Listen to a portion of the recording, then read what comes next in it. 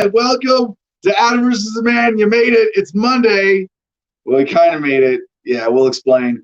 It's Casual Monday here in Gardenia because we got like a legit inch of snow on the ground, which means we have some other challenges to deal with here. I'm very grateful I got a new vehicle this weekend. It was about time I got a vehicle where the driver window would actually work and roll up, because before that, it was a bit of a challenge going into winter. Very scary. Speaking of going into winter, winter is here. Winter isn't coming. Winter is here. That's right. Now, Will, we have some really exciting election updates. Obviously, unless you've been living under a rock, you understand. You've heard the news. Joe Biden is, I have to put it in quotes, our next president. What are the next 4 years going to be like? Like Trump, but less entertaining. But what do we have with Biden here? Fundamentally different than Trump. We're going to get into that in the coming weeks and really look forward to what's going on here. But we can't even call this yet. It's still technically up in the air. But Saturday, a few states were decisively called by the media, or called by the media as decisive enough victories for Biden in order to call it. But we do have some things to watch. We're going to get into. We have some. Trump is not conceded. Kanye West has. Trump hasn't.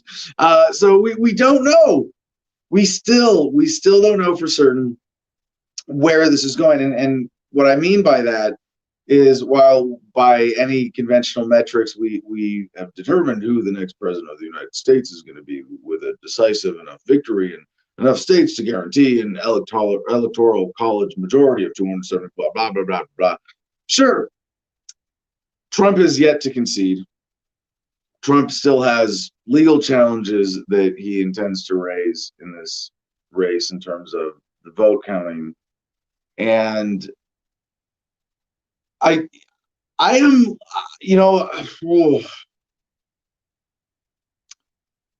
I think there's more up in the air now. One of the things that we're also going to cover today is an update on corona policies. Yes, the coronavirus is still alive and well, and it seems that while the government apparatchiks had their attention temporarily focused towards the election, it has gone back to be afraid of coronavirus now, as opposed to be afraid of Trump, be afraid of Biden, be afraid of the lesser evil, Cheeto Jesus and the kid sniffer.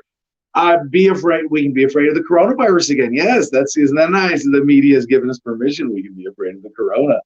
So we've got that. We've got a big corona update. Big news on corona, of course, is that we have a vaccine.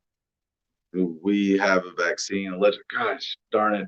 So much of what we do here on Adam versus the Man is simply translating from the mainstream media. And when there's so many lies, so much diversion, distraction, deflection, other scary sounding D words that would sound really nice if I had thought them up and written them all down in advance. But since I didn't, we'll end it there. It is still a very strange time. The relief, one of the things that I had expected in terms of things calming down after the election and sort of the incentives for corona shutdowns going, at least lessening, right? I mean, it would stand to reason that a big part of the incentives driving the hype around corona were related to the elections one way or another, and that would inflate the relevance of the issue, and therefore in policies, it would at least be reflected in policy when lockdowns and shutdowns just boom, boom, boom, come and go. We got some of those updates that we're looking at today, even having come from today. Like, there are a few things we missed from last week, a few things from over the weekend, but I'm glad. The one thing we can be assured of, that unless it was, oh my gosh, I can't even say this. Oh my gosh, unless you live in Georgia,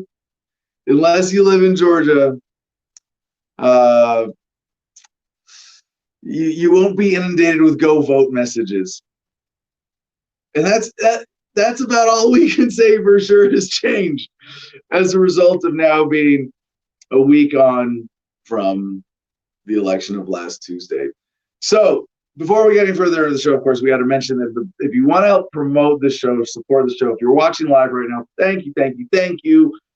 We'll take callers today. If anybody wants to call in, I think we're going to have Mercedes call in after having spent the weekend here in Gardenia being so helpful with our friend Mr. Statist, who came to sabotage all of our operations and slow down all of our efforts here. Mr. Statist and Mrs. Damertowski, we're here visiting in Gardenia for the weekend. We got some good work done on the studio, although, as you maybe can hear from the sound quality, didn't get all the work done. But it's nice. We have furniture in here. We have heat, and it was our first day of snow of the season here in northern Arizona, and it was not a joke. It was not. Yesterday, flurries of, anyway, enough about the weather, just some fun challenges we're having here in Gardenia, but doing our promos not in order since I'm talking about Gardenia. Check out the Garden of Freedom Instagram page, and I haven't been posting on there super consistently. I've got a lot going on right now. I haven't had the time to just enjoy my property as much as I would like and take photos, but this morning I got up and we got a little gallery there of puppies and kittens and sunshine with a nice dusting of snow over all of them here. And there are a bunch of photos up there at the Garden of Freedom on Instagram. So please follow us there. Check it out. Really cool way to connect with what's going on here with the Gardenia Sovereignty Project as well. So if you want to support the show and you understand, our first headline today, CJ is going to love this. Have to check that box. Our first headline today in our actual Corona policy block is about censorship. Shocking, right? What do they not want you to know about Corona? This is still a thing. I thought we could. I was so hoping we could move on to something else. But as you know, Adam versus the Man has been censored, shadow banned, and subjected to all kinds of online manipulation. And we really do depend on you to make this show possible, to be an active and engaged audience. And the most important way you can do that and support the show is go to AdamVersusTheMan.com. Excuse me. Find the link to our Patreon, patreon.com/AdamVersusTheMan. Chip in $10 a month and you get to buy your way into the Producers Club. Some people win their way in, some people buy their way in. We're cool with either, as long as you're helping out the show. And right now, I'm looking at the Producers Club chat, and this is this is where it happens. This is so awesome that we have this incredible team of volunteers supporting this message. The conservative censorship versus libertarian censorship. We're going to get into that today. There's so much news, big pile of news. But the other thing is, AdamVersusTheMan.com, thanks to our intrepid executive producer from South Dakota.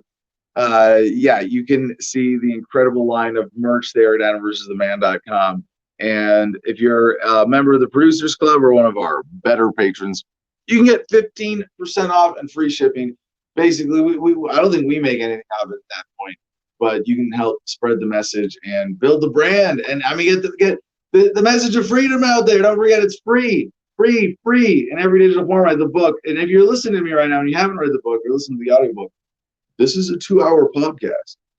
We give you a fair lens, a view of everything that we can. This is our journalistic responsibility that we take on with the Adam versus Man team to make sure that you have that comprehensive and empowering worldview, 2 hours a day, 5 days a week.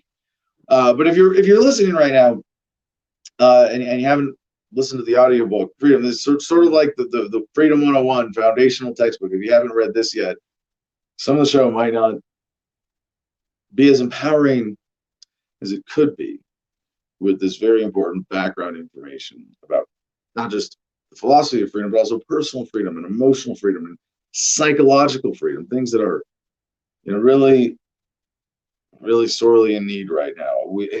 There are a bunch of stories that we're not covering today about, well, Americans are depressed and sad and people all over the world are angry and pissed off, and and suffering from corona lockdowns and restricting travel is bad for human beings. And yeah, and I never hurts on a Monday, Mental Health Mondays, to put out some of those positive reminders of, claim your emotional freedom, claim your intellectual sovereignty, be a conscientious consumer of information, but especially in these times right now, be aware of people suffering around you. Suicide rates are still, I mean, I think there could be some people committing suicide when they hear that Biden is going to be president. Although maybe that's really Donald Trump's benign game behind all of his posturing at this point. Is he just doesn't want his beloved supporters to commit suicide. So he's making sure that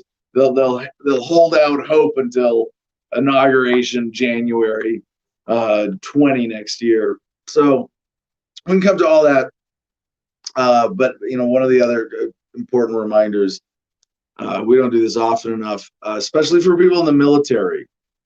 And if I will not, if you want to get out of the military because Biden is president, or you want to get out of the military because the uniforms don't show off your butt cheeks the way that you expect it to from the recruiting commercials and promises from recruiters. Okay, if I don't care, really. If you want, yes, I care why. It would be nicest, it would be best if you got out of the military for the right reasons, for principle, for understanding that killing for politicians is not virtuous or righteous or good for humanity.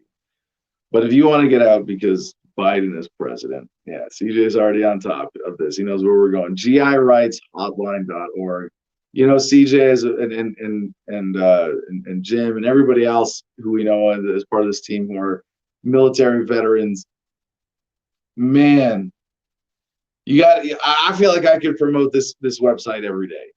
And this is one of these things that I see in the beautiful evolution of libertarianism in the movement. Not the idea itself evolving, but in people being better and better libertarians, is that we no longer, it seemed like when you first became a libertarian, or the movement first came to any kind of significance or prominence, we were afraid to challenge the military. So we came up with this semi-status quo version of libertarianism, of minarchy, and I'm not, if you're a minarchist or an anarchist, either way, you're a central planner. You're not a libertarian, right? Yeah, exactly. But there was a kind of pandering to militarism and a fear of confronting it directly. I think we've matured past that. It's a beautiful thing to celebrate. One of the things that I am generally most, if I could say, proud of in my activism, two things. One, turning other people on, making other activists, and I love being called an activist, but also as a staunch anti-militarist. I am militantly anti-militarism. I will not yet let you say we invaded Iraq. You must say the U.S. government did that. Yes. So someone write that down. Militantly anti-militarism. Yep. Yeah. No, but that's where we're going. We got some other militaries. There's a reason I'm getting into all this. We're gonna come back to it today. But I really, honestly, I would not mind promoting GIRightsHotline.org every single day. Not only because they do an incredible service for people whose rights are being disrespected while in the military. How can you say they're not your rights? You signed the motherfucking contract, right? It's not here. They're not your rights anymore. You belong to government. You're government property. But you still have human rights. And what GIRightsHotline.org does for a lot of people is help them get out of the military with conscientious objector status or whatever other process they're going through. And there's still, I know this, it sounds like I'm bringing up some old shit here, but it's just that there's been so much news since we talked about veterans and military and veteran suicide as a kind of national focus of conversation. Hasn't got anywhere, and there are still a lot of mostly dudes, so forgive the gender bias, but yeah, there are a lot of dudes out there, got back from combat, maybe they're cops now, maybe they're just struggling on their own, who are, I mean, the suicide process for veterans coming home is often, years of processing and trying before giving up. And there's still, I hope that, perhaps now we can, I mean, it's Mental Health Monday, right? I'd like to think we can get back to this kind of stuff. I mean, we can get the distraction of the election that I've seen, not just this cycle, but every 4 years in the United States, not so much the 2-year elections, the off-season congressional elections, but when we have presidential elections in America, they're so destructive of rationality, of calm, cool, collected conversation that gets stuff done and recognizes our shared humanity. So I'm looking forward to that coming back, at least some of that right now. But it's COVID, same thing. They have this giant fear apparatus that they've engaged to make you afraid of corona. And that is, it feels like a never, like if you're a political hack or politico or just enthusiast of following politics like myself, and you go, man, yeah, every 4 years things ramp up and people start talking about what we care about. Okay, yeah, that's one way of looking at it. But when I was a politico and then sort of became a philosophical libertarian activist afterwards, and realized much of that stuff is just garbage, distraction. And there's a comparison to be drawn here. There's an interesting parallel where I feel, this is just a feeling, that some of the shifts that Corona has had in the dialogue are similar to the shifts that happen on a cyclical basis around the elections. So I'm looking at the chat here. Apparently there's some light behind me. Here goes light of freedom. Yeah, all right. Thank you, CJ. So our producers watching out for the look of the show as well. Couldn't make sure that I got cleaned up this morning for this production. But anyway, so like with Corona, it's like distraction with propaganda bullshit, fear mongering, and just fear itself dominating the conversation. There's a sort of ramping.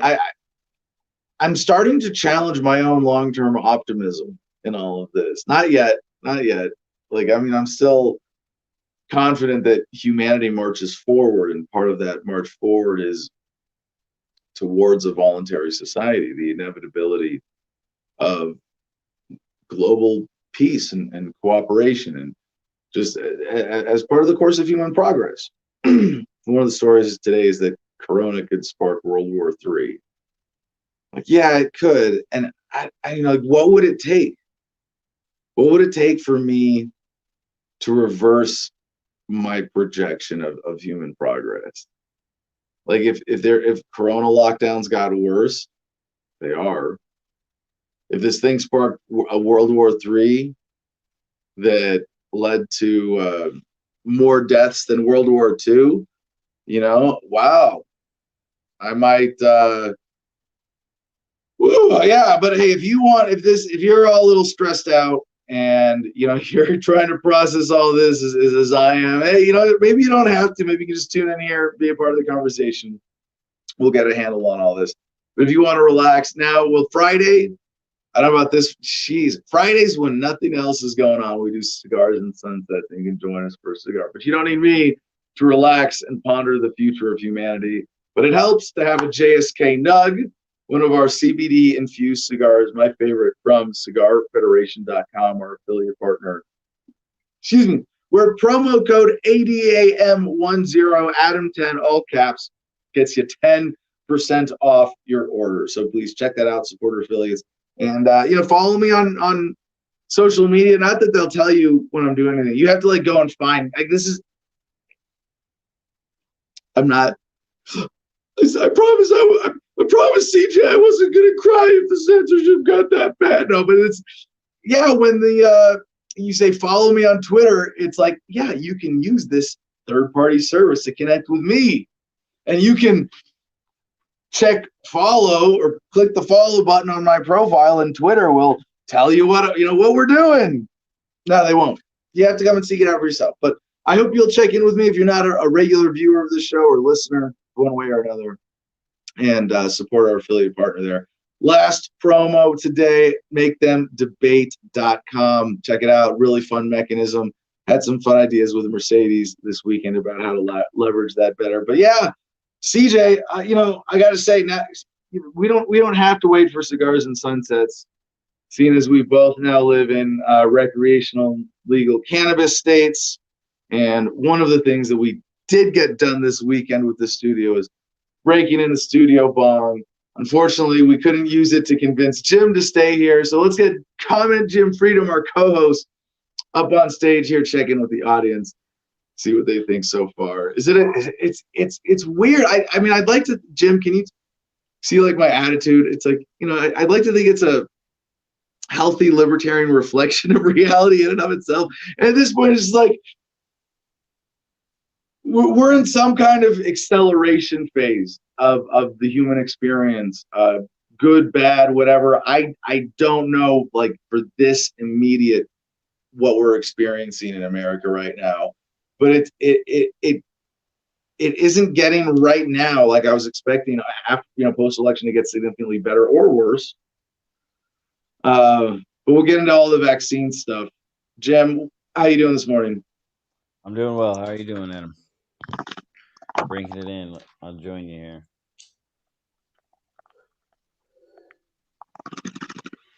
That was a nice bong. I love being a good, clean, brand new bong. It's gonna hit really good for a while. Oh, we got a third party.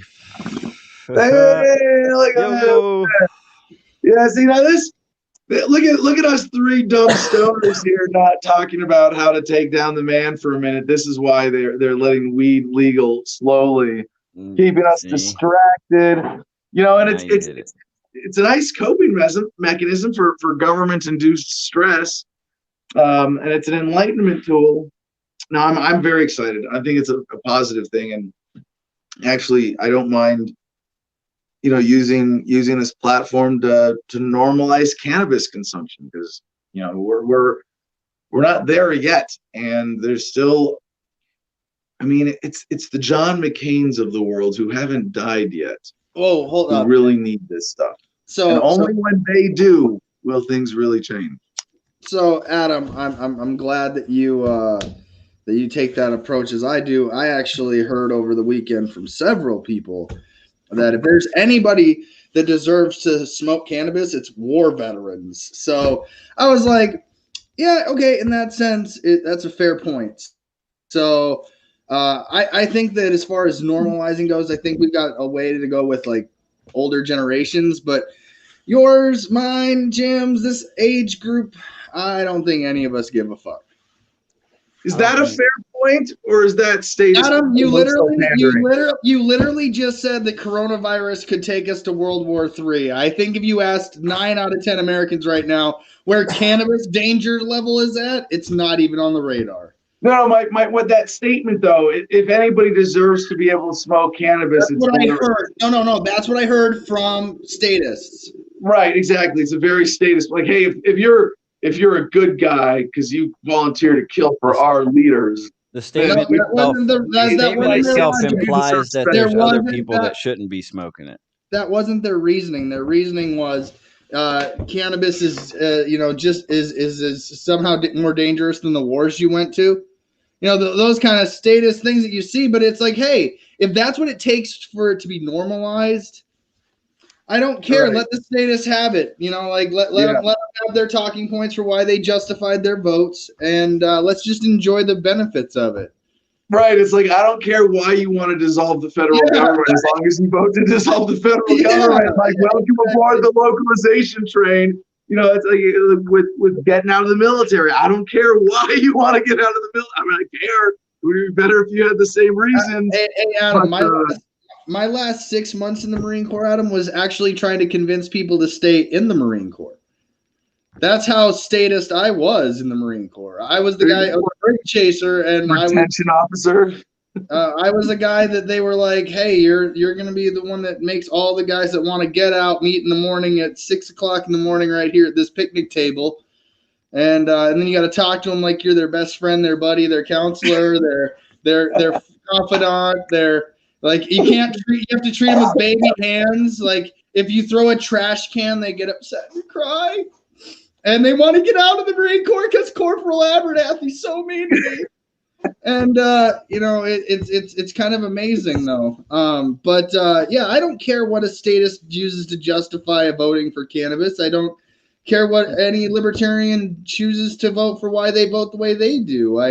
It's so personal. But I mean, I think now we, at least at this show with 3 veterans here, going, we're gonna smoke weed almost, if not every day, every show. I mean, I've always said I'm a seaweed smoker. If I see weed, I smoke weed. But Which is why you leave it on the desk. Well, yeah, or if I don't see it, I don't smoke it. So, and being in a place like South Dakota, I don't see it very often. I mean, I'm not gonna say that you don't see it, if you wanted to go looking for it, or that there wasn't a way to get some within some time, but it's expensive. I'm looking forward to the cost going way down. And when I lived in Washington, Adam, I used to get up in the morning, start my coffee pot, drive down to a Navy veteran-owned dispensary. That's where I actually bought my first bong in the civilian world, and legally, for it being a bong. And I used to just by the time I got back to my house, my coffee was done, and I could go about my day with my medicine in a state where nobody gave a fuck. And then I moved to South Dakota where it's illegal. So I had to cold turkey stop cannabis. I started smoking cigarettes like every fucking day. Now I can say, like I said to everybody, I'll quit smoking cigarettes the day that I can smoke this instead. And so now I'm realizing slowly that has to come to fruition. So I'm like, fuck, maybe, I mean, I would have had 4 more years of smoking cigarettes if it wouldn't have been for people voting yes for this. So let's really analyze it from the normal common sense thinking perspective of what it is. It's a medicine. It's a way to like I said, I don't, for the record, unless correct me if I'm wrong, and you're more than welcome to your own thought here, but does smoking this make either of you two want meth? Just in case, Christy's like, these guys want meth next. Like, it's gateway. It's a gate, because that's the next state of bullshit thing coming out of it, is that this is going to gateway. So I think we have a responsibility to the cannabis audience of Adam versus the Man to, just say that cannabis here, at least from my perspective, is not making me want to go find meth, lose my teeth, get addicted to something that will, could kill me. Because, I talked to a sheriff about 8 months ago, and I asked him about the constitutional amendment bill here and it being legal. And he straight up said, I don't care about cannabis. I care about meth. So because meth leads to much more dangerous behavior. And again, as a libertarian, I'm not saying that's a reason to regulate body chemistry. Yeah. But that there's a different, like, so, in just like in a private insurance dominated society, the disincentive for reckless or destructive behavior would be built into that system in such a way that you smoke pot, your insurance goes down, if anything, right? So you're less likely to commit a crime, you're less likely to be destructive. Unless you count like spilling the bong water on the couch, that kind of thing. But then if you're gonna do if you wanted to open a cannabis lounge, your insurance would be much lower than for a bar, because alcohol leads to destructive, reckless behavior, and is therefore more of a gateway to a drug that might be really dangerous and destructive and lead to, if you wanted to open a meth lounge, I don't know, would it be a meth lounge or a meth? No. Here's the thing, though. So imagine like this. Right now, there's meth. Right now, there's a meth smoker somewhere in Meth Dakota going, God damn it, I watch Adam versus the Man because he doesn't think my meth smoking should be criminal. And now here's CJ saying that it's dangerous and it leads to dangerous behavior. I'm just smoking meth on my couch. Yeah, but the thing is you know, I don't think what they're doing should be criminal. You know, unless you're selling it to a school kid. Again, I will be the first to say if you sell meth or cannabis or any drugs to my child, I'm going to shoot you. So so I understand that concept of, you know, you're not going to create a victim in this. But if you're like personally using medicine and personally choosing to use a drug, or if you want to even, if you wanted to die in fentanyl, I don't personally care as long as you don't cause a victim outside of yourself. Well, even here, CJ, I think we're becoming a little sort of like blanket judgy, where really it comes to like, hey, if meth is good for you, fucking smoke it. You know, like if it makes your life better, Right. and you're conscientious about it, and you believe it adds value as opposed to it being a product of desperation or addiction or social pressure or whatever, then yeah, I support that, any kind of conscientious drug use. So, but CJ, I wanted to go back to a couple things. One, what you were discussing about like the wide ranging positives with cannabis just in its effect. We have no idea what has been robbed of us by cannabis prohibition in terms of realizing those potentials, because as humanity came into a modern scientific era of medicine and understanding of botany and biology, every other plant was sort of welcomed into the mainstream research channels for that, and cannabis was shut out. And how common would it be if it was either just sort of neutral as opposed to really suppressed as a plant? And when I hear it, I'm so with you on this, because I hear libertarians complain, and it's like, the legalization in Arizona still keeps a cannabis production cartel going that's grown out of the corporate structure that came up around Arizona's medical, and you still can't walk down the street smoking cannabis like you can a cigarette. So it's not legal, really. It's still criminalized. You still get a ticket for. And I'm like, really, really negative, Nancy. Like, you see, like, this is no. Shut up. Like, you can say that this is only incremental progress. But the scale of the progress of a state like Arizona, even going from, well-established but somewhat restrictive medical to full recreational, what that means in terms of benefit across the population on so many different dynamics really can't even be measured. And as CJ said, hey, are they going to count how many veterans quit smoking cigarettes in legalized states? No, they're not going to. You're never going to see a statistic for that. So, but I would say that 86.75309% of veterans who are allowed to smoke cannabis legally and want to quit cigarettes are able to successfully quit cigarettes. Does that sound about right to you, CJ? At least within a percent or so, right? Now, when you were in DC, though, you said you were buying cannabis from a veterans-owned dispensary in DC. No. In Washington State. When I lived in Washington okay, I'm sorry. State. I screwed that up on my mind, because I was thinking when I went to Washington, D.C. to buy cannabis a couple of years ago at a legal dispensary, you had to buy legal services from an attorney as a coupon that came with free cannabis as a thank you. So Adam, So Adam, the thing is with cannabis, with at least with living in a place where cannabis, I've lived in California and Washington, both states where cannabis smoking is normalized. Both places where cannabis is accepted in the culture of things, and there's dispensaries and green crosses. I've lived in these places. So to me, that stigma is something that eventually a state like South Dakota, a state like Arizona is going to get over. And you're going to see it become normalized like anything else. I've heard like grams are going to get down to $1. Okay, that's incredible news.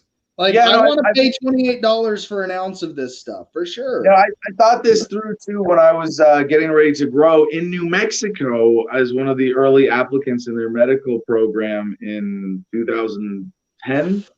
After I ran for Congress, I was growing cannabis, in a semi-legal closet operation there, getting ready with my father to do a big medical grow. And to think that, now we're at this point where it's the price is going to come way down. But not just that, people go, what's the market going to look like under legalization? Probably kind of like wine. This is my best guess. Wine. Where you can get box wine, you can get really cheap shit, you can get really good shit, you can get a whole range of different, very, very specific types from different wineries with different grapes and different climates and blah blah, like everything you could possibly want. Except I think it's gonna be a little more high tech off the bat, in that you're gonna have, because I want this, I know somebody's gonna come up with this. You're gonna have an app that says weed. You can type in weed and it shows all the dispensaries or mom and pop grow ops, and a number that is the minutes of flight they are away from you by drone. And they have an automatic dispensing machine that puts it in a drone, and bam, weed just drops out of the sky into your hands. Like, yeah, here it comes. Here goes the drone. And drops it on your phone. Like that's what we're going to. And you're right to point out that, you said $1 a gram. For people who don't know, what would you say $1, or what would you say a gram costs now? Oh, I don't know. I don't buy by the gram, but at the end of the day, an ounce would probably go for $300, dollars in South Dakota on good for some really top notch stuff. So I would say 328 grams in an ounce, right? So you want to do 20? Yeah. So about $10. I mean, $10 to $20 a gram on the street, Jim. Most places in America. Yeah, 10 to 15, I'd say, more or less around here anyway. So I'm at least looking forward to the price drop. But Adam, one of the things you're talking about in the future, I think there's going to be freedom weed, and it's going to be available at AdamVersusTheMan.com, and you're going to be able to help support the show by buying freedom weed. So it's going to be so awesome. It's going to be awesome. I think that would be something more appropriate for an affiliate marketing program for all sorts of people who are dedicated to craft grows. All right, Jim. Jim's got something to say about this before we go to comments, I know. Okay, well, everybody's just been listening pretty much. Let's see. We can go straight to comments. Recreational weed is better than a kick in the nuts, says I'm a statist. Yeah. I was thinking, this is what I was thinking as you guys were talking. The weed, in my opinion, you've even said this before, it helps people to not be susceptible or as susceptible to the propaganda machine. You know what I mean? It changes your mind enough to see through bullshit a little easier, I think, right? It's not the weed. And it's just the personal experience. I meant to say this earlier, but we got way into enough other stuff about weed. But that when statists say, well, I can't vote for the continuation of the drug. If you put it on the ballot in front of me, I cannot vote for the continuation of the drug war, because it's just undeniable that it's at least as safe as alcohol. And even if you get to that point, you have to have most of America. This is like a measure of one dynamic of denial that the American people have, that oh yeah, the government just had it wrong for all those years about cannabis. They were wrong, but they fixed themselves, and now we're fixing ourselves overall with this referendum process. And then they don't acknowledge that there's a malicious intent behind drug war policy. But there's no way around it.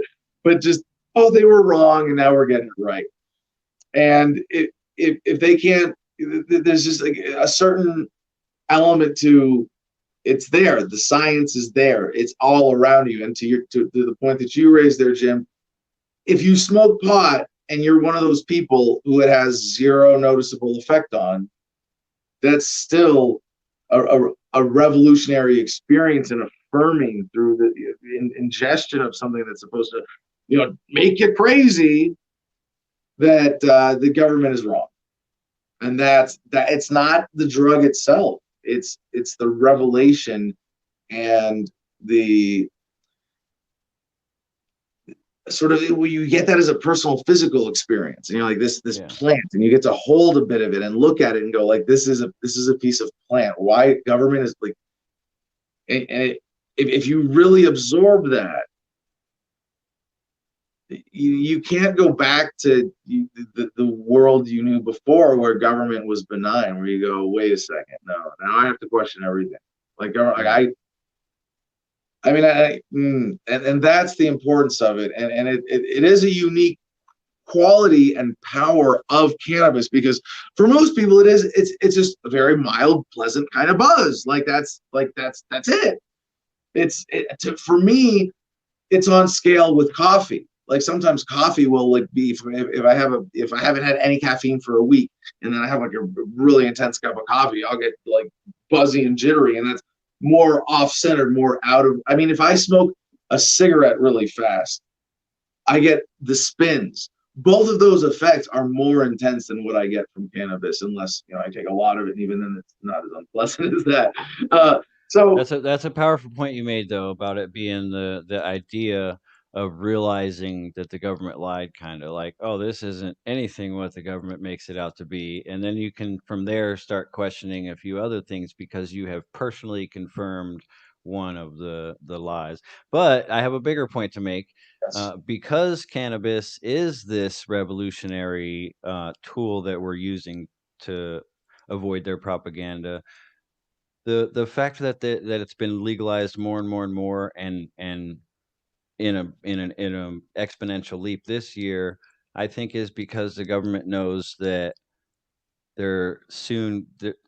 My story. They're taking over, and I think soon they're going to know they're not going to need to put propaganda on us anymore. They're gonna do what they want to do, and we get to smoke our pot and deal with it. Yeah. So the pessimistic, suspicious narrative on this that you're proposing or suggesting as a possibility is that they're not worried about letting cannabis be legal because they're developing more effective means of control and exploitation. Right. Basically. And they're weighing into the equation, at least, that for them there's a positive pacifying effect. And I don't want to pretend that those aren't realistic possibilities, but I think they're much less likely than I'm sure somewhere there's some string puller going, well, we'll let them smoke pot, and then they'll be less likely to protest about this. Okay, sure. But I think the more dominant dynamic here is just that the racket is no longer viable or profitable, and is a threat to the credibility of government as a whole, that if they tried to maintain it at this point, if it really was a focus of government to maintain drug war policy or full drug prohibition or to go back to it in that sense, they could, but it would be worse for their ability, their general racket and the heart and soul of it, that it is all there to protect, namely the banking industry.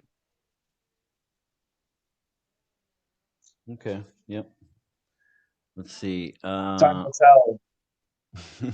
Yeah, but if we don't have World War III in a decade, you owe me a cookie. Okay, fair enough. There you go. It's on a decade. I give it that. Yeah. You enjoying No, your I mean, snow I up think there? that would be fair, because like that came up, and one of the things I was just sidebar, but an important like deep idea that came to me in my prep today was just on question my general trajectory of human progress, the scale of violence and war going down, like just even in what we know of from the 20th century, of everything that was not just World War I, but everything around it, to World War II, to Vietnam, to the Gulf War, to the War on Terror. What would it, like, if there was a war now that had a death, like if there was a war in the next 10 years that had a death toll higher than World War II, that's, when you just saying that out loud, holy shit. Like, ponder that for a second.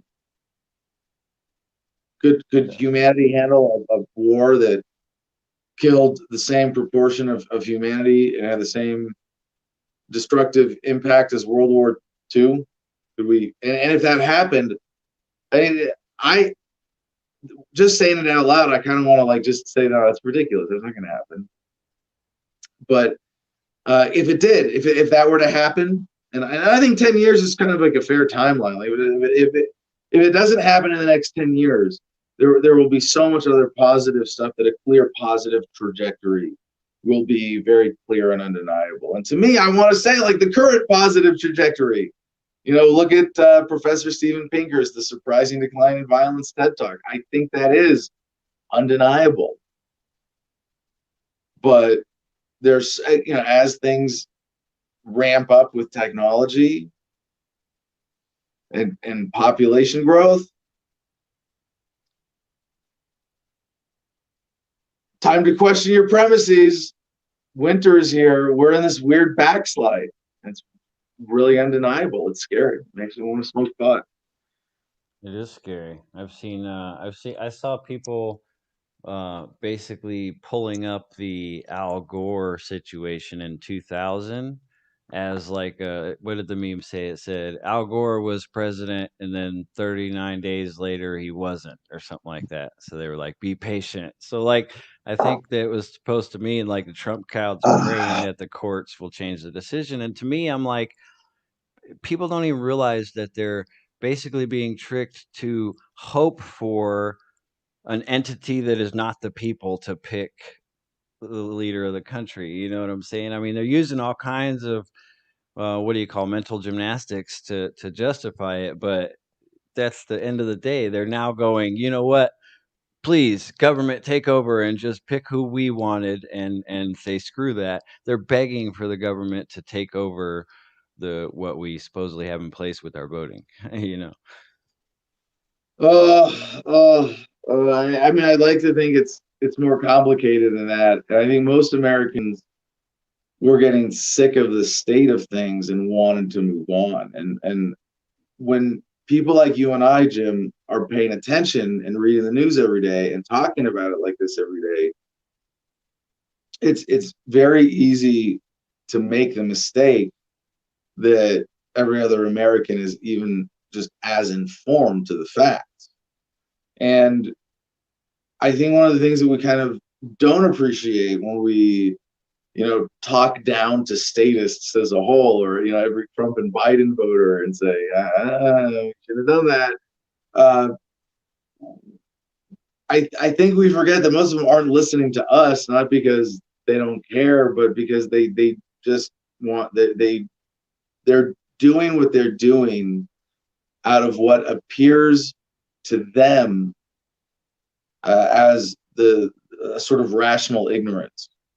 And it makes sense, right? Like, and in a way, part of the information war for libertarians is we have to convince a critical mass that they've been tricked into thinking that it's rational ignorance, where, hey, just pay enough attention so that you can confidently vote libertarian until we get past this. But for most Americans, it's like, I'm just going to pay as little as I can in taxes, and I'm going to think about it as little as I can because it's shitty and they can't do anything about it. And this is part of the thing that we have to correct in the data, is that no, you are powerful, every individual, but you just, as a people, if you step up when another person steps up, like, that's how movements start, and it is not hopeless. Absolutely. Let's see, Michelle Lynn Ness, she said, this is getting depressing. Let's fast forward to good news. Hurry. All right. No, we can do that. Do we have any callers? Do we get the link out there, or should we get she to? She was just kidding. She knows this is important. Yeah, we do have the link though. Okay. CJ even put a scroller across the bottom reminding people to click the link if they want to join in, and the link's out there. I'm looking right at it. So all right. You can copy so let's get to a couple of headlines, and we'll check back in with comments in a bit. But at least we got to get this election block out of the way. We could probably skip the rest of what I got. But here we go. So from The Hill, thehill.com, 3 things to watch after a tumultuous election. And it's been interesting to watch since Saturday that Joe Biden was at least media declared to be the winner of this election, how different people have sort of gloated about it or tried to project into it, and say after the election, now it's done. An exhausting and divisive presidential campaign, election, and vote counting process is all but over, with the president-elect Joe Biden and a President Trump in office until January 20. For the people who think that lame duck Trump with his finger on the red button is scary. Well, hopefully it's some relief that he hasn't given up yet, and will probably be all consumed with lawsuits until January 20th, come or go. But I know this is jumping out a little bit, but we're going to get to like where the crux of this is, and like in the measure of how really still up in the air it is, because with these lawsuits, and as Jim pointed out earlier, there are some people invoking what happened in 2000 between Bush and Gore, where the Supreme Court said this is where the voting stops or the recounting stops in Florida. It all came down to one state pretty clearly on election night. And then 39, Gore was declared the winner. And 39 days later, he was not, because of the Supreme Court. And this is, again, hanging chads and the Brooks Brothers riot at the counting center, where my friend Roger Stone was directly involved in that. So I hate to say, like, as much as people want to, I really want to be done with this. I really want it to be over. One way or another. The sooner we can get to blaming libertarians for whoever lost, the sooner we can go back to, telling people what libertarianism is, which makes people libertarians. Where they go, oh, it's just ethics applied to politics. Yeah, self-ownership, non-aggression principle. Yeah, we're not socially liberal and fiscally conservative. We're socially libertarian and fiscally libertarian because we apply the same ethical standards of the non-aggression principle universally. See, now I talk about the election, I have to like sneak that into a segment. But to the election now, the fate, back to the story here, there are a couple other elements of this that are critical before we get to the administrative crux, so to speak. The fate of the Senate majority is almost certain to be up to voters in Georgia, who will cast ballots in 2 runoff elections in January. For now, Republicans appear to have won 50 seats, with votes still being counted in races in Alaska and North Carolina, where GOP candidates are ahead. Now, I guess I got to go back to one thing about the Bush v. Gore situation, and I experienced it at age 18 in the Marines, went through training, and I didn't even vote. But studying it later, it seemed that on election night, every state other than Florida was certain, at least close enough they weren't even going to fight over it. And then it all came down to Florida, or any states that could go one way or another were small enough that they weren't going to be bigger than Florida's relatively large electoral vote block. Because Florida, man, yeah, that's why, yeah, so many bad jokes about Florida, man. I think we're born with the national resentment from the 2000 election, because then it was mail-in votes. But anyway, there was a general understanding that it all came down to Florida, and that Florida really could go either way based on the recount. And the Supreme Court came in and said recounting is this one. This is the count you're going to go with. And it could have gone the other way. And I know this sounds like, if you've never gotten into this, it's one of these things where it's big and stupid, and I don't want to get sidebarred with like, oh, the vote counting and technology, oh, we could be doing it so much better, and there's so many other easier ways where it's auditable and digitized and transparent, or blockchain or whatever. They're not like, no, get rid of the whole coercive system and the problem solves itself, more or less. But by market demand, people getting to choose and tell their local governments or whatever systems how they want to be involved as voters, as people with legitimate stake in an institution that is actually respected, as opposed to in this one where, if you study this bigger how do Americans hold presidential elections and count votes, you go, wow, there's a lot of gray area, there's a lot of squishiness, there's a lot of, do I count a ballot with a hanging chat kind of questions. Well, if it's hanging partially, if it's hanging completely, if it's a little bit, how do you count those votes? If it's could be past the deadline, there's so many things. And with Florida, that really was the setup. Whereas today with Biden, Trump, it's pretty tilted one way. And so there is this possibility that if Trump just gets shut down and shut down and shut down by judges, but I bet you anything they'll keep filing lawsuits until they get one federal judge in questioning enough of the electoral college results that Trump could hang on to it as an excuse, or they could actually use it. I mean, hypothetically, again, what would happen then is if a federal judge in one of the jurisdictions, or enough of them to get Trump over the mark of 270 in contested states, say, yes, this lawsuit has merit, we're going to hear it, and then it goes to the Supreme Court. Even if it were decided, if Trump had victories at the lower level, Biden would take it to the Supreme Court, and the Supreme Court would decide. So one of the questions that's related to this from our producers club from Brad is, do you think Trump will do anything radical if Biden gets inaugurated? I think if it gets to that point, he won't, because I think that would be too much of a risk for him. I think Trump's got a great golden parachute. One of the incentives that I've said is a good reason for Trump to be doing this kind of foot dragging, manipulation, blah, blah, blah, all this, I didn't lose kind of stuff. We won by a lot, all like you said on Twitter recently. It's good for him, not for just the obvious reason of he has a chance of winning.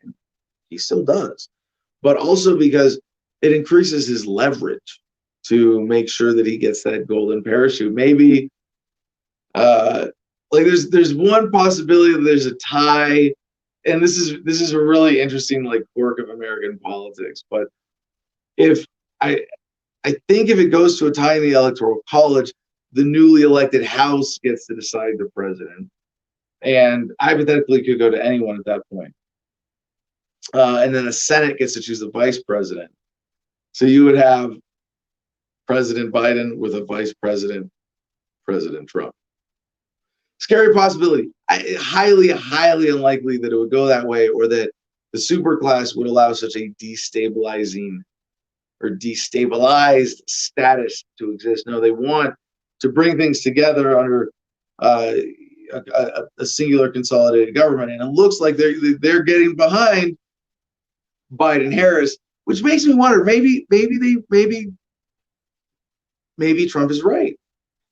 And it doesn't mean he should be president. It doesn't mean I should jump in or you should jump in and fight this process on behalf of Trump. But and it could have just as well been the other way. Republicans have had plenty of successful vote stealing operations in their history too.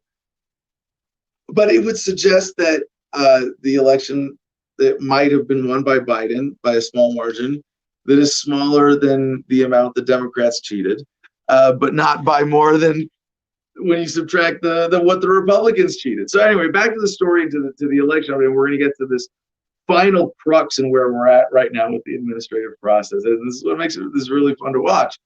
As much as it is a horrific distraction, Republicans have also gained 5 seats in the House, with a number of races yet to be called. Democrats had expected going into Election Day to pad their majority, and that would be typical. It's not an unrealistic expectation overall for them, because coattails effect, right? They ride the coattails of the incoming president. And based on what they expected for a landslide for Biden, yeah, they would expect to pick up seats in the House.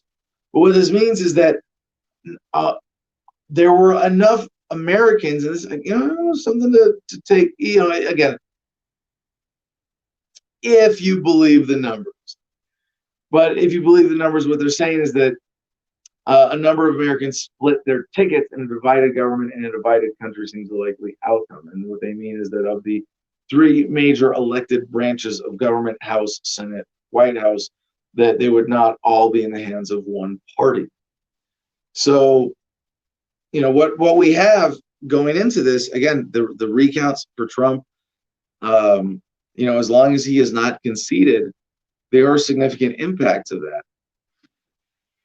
So the story says Trump is promising a legal onslaught in the face of his defeat, and his campaign has already announced lawsuits in several states. In reality, to say these legal challenges are highly unlikely to succeed is an understatement. They are sure to fire up Trump partisans with the idea that an election fairly decided has somehow been taken from him.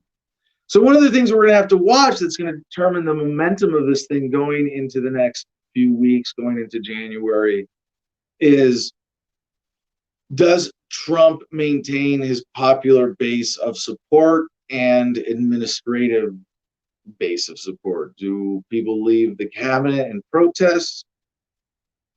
We saw the not that out of the norm. I don't know how you assess this, but the resignation letter prepared, leaked by for the Secretary of Defense.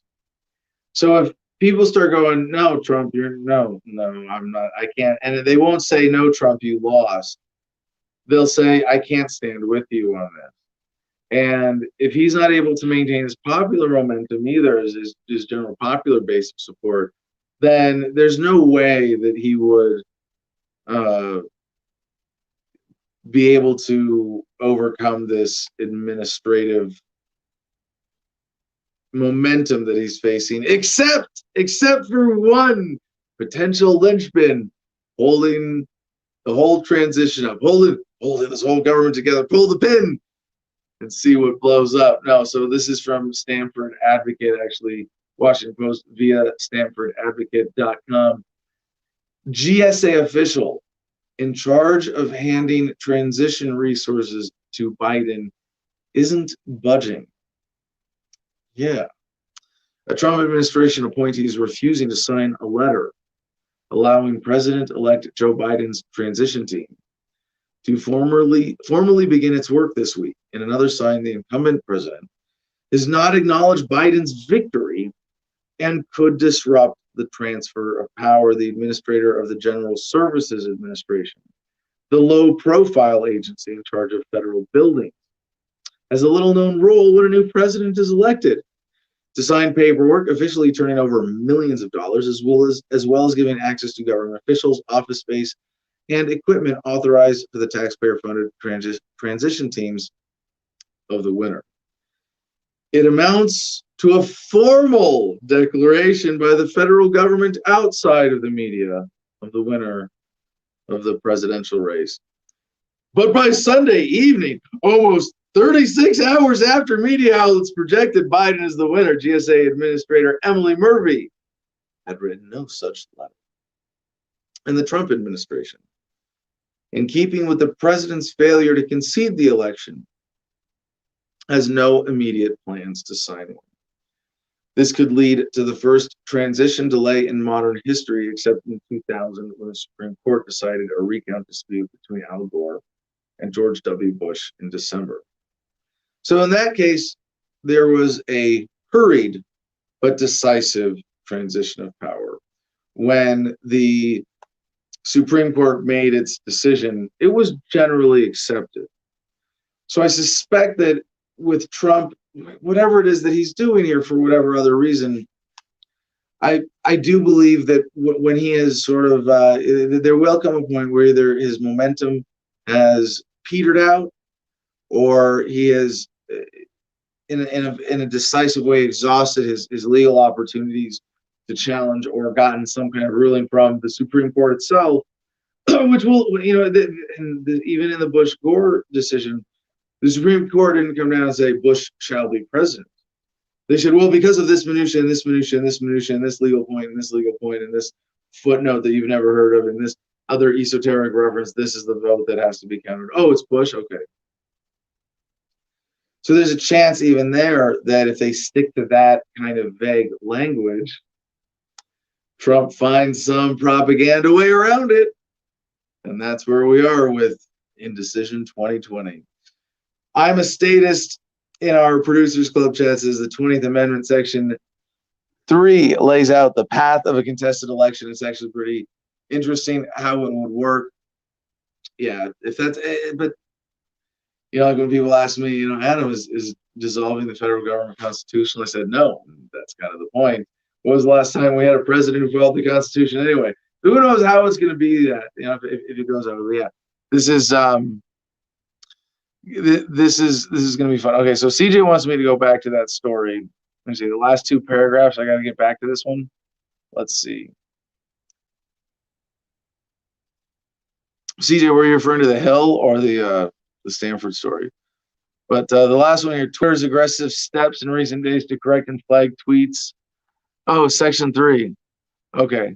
Send me the link and we'll read it. All right. This is your fine. All right. The big news with Corona right now is that Pfizer says COVID-19 vaccine is looking 90% effective. And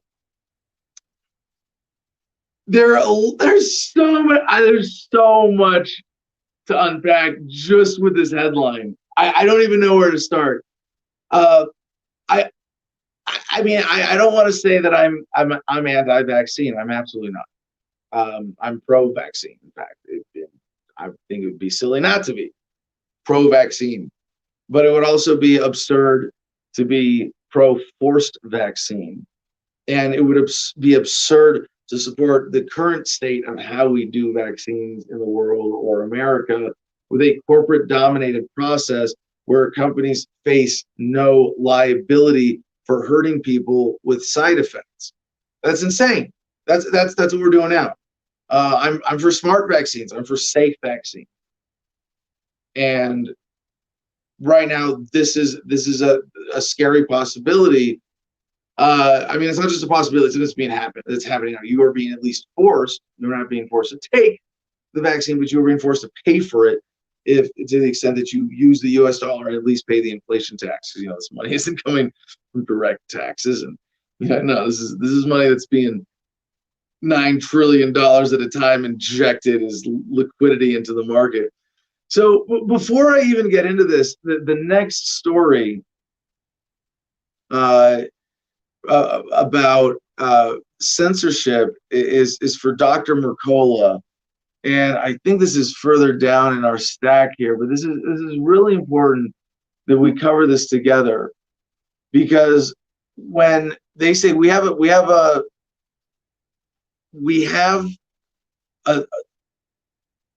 this treatment that's 90% effective. And there, again, even the mainstream story here is saying that this is unusual. And this is Associated Press.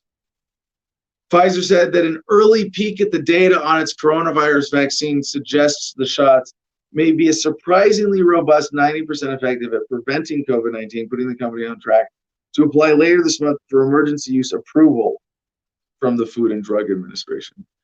And you go, okay, all right. Little unusual, sneak peek at data.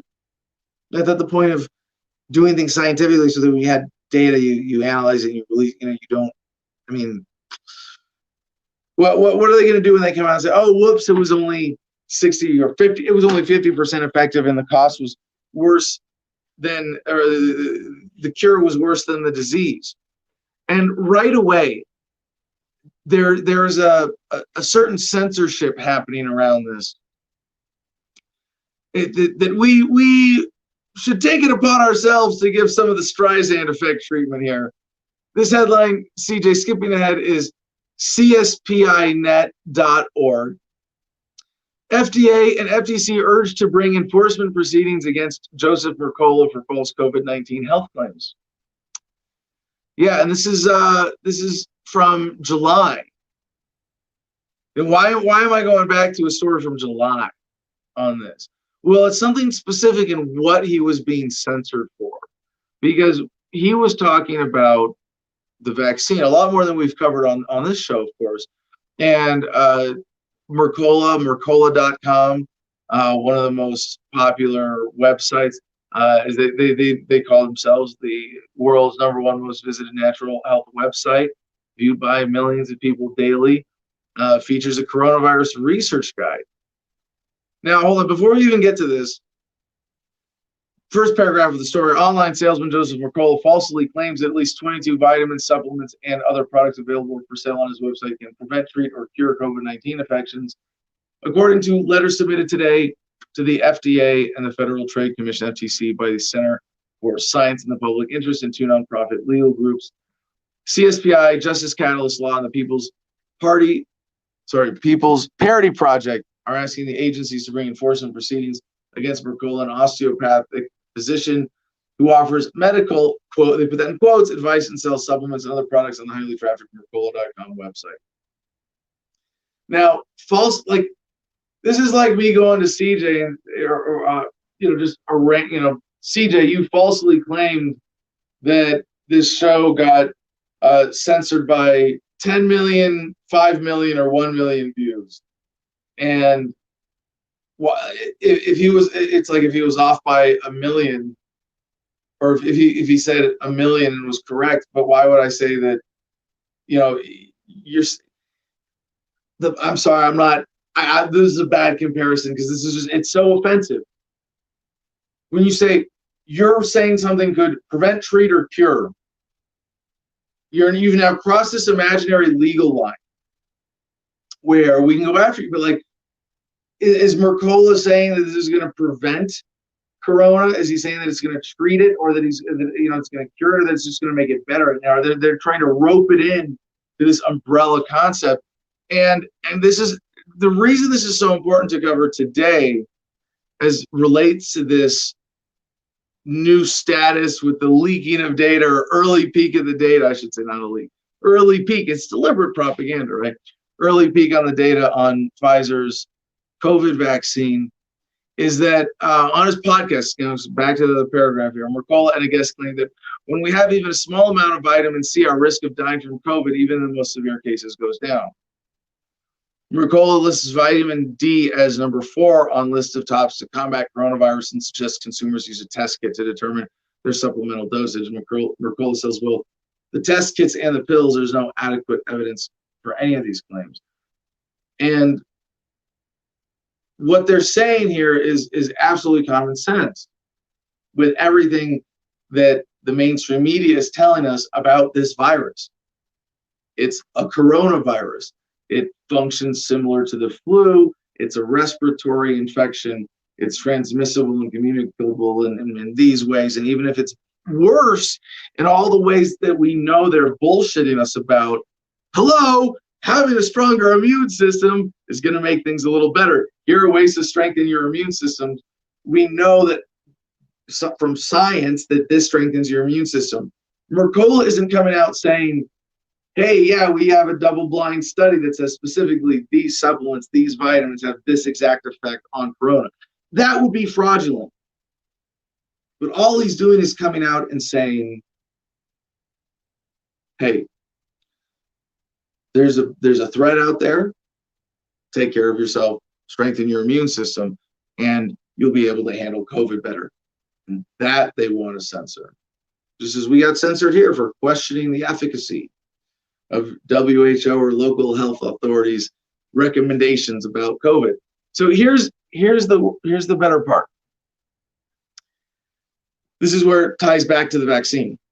Even worse, Mercola advised consumers on a March 29 episode of his podcast and in an accompanying article on his site that intentionally contracting the virus after consuming purportedly immunity-boosting supplements.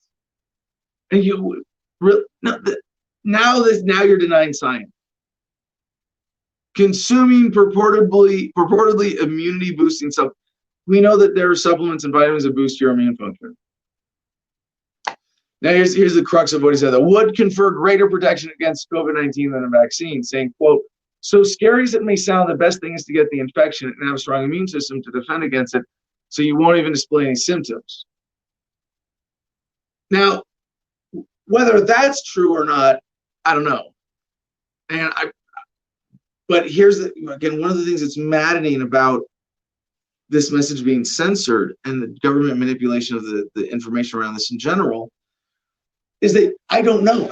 We don't have like decisive enough data, and what they're going to do is they're going to push the political solution, which is the vaccine, which is going to have negative health consequences, which is going to have an extra cost, which is going to get people away from natural solutions to just being healthier and having a stronger immune system in general. And that's what Mercola and myself and others who know more about the medicine and health stuff than I do, as just a health and fitness enthusiast who's got a pretty good record. I think I'd like to think, then there, this point that Dr. Mercola raises is based on a couple of things that the propagandists for the drug companies want you to believe.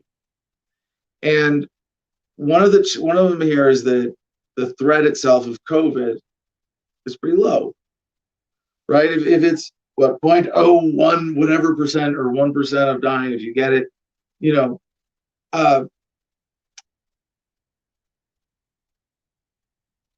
that means that the threat is so small on a scale that we have to weigh that against harms that have come from other vaccines in the past.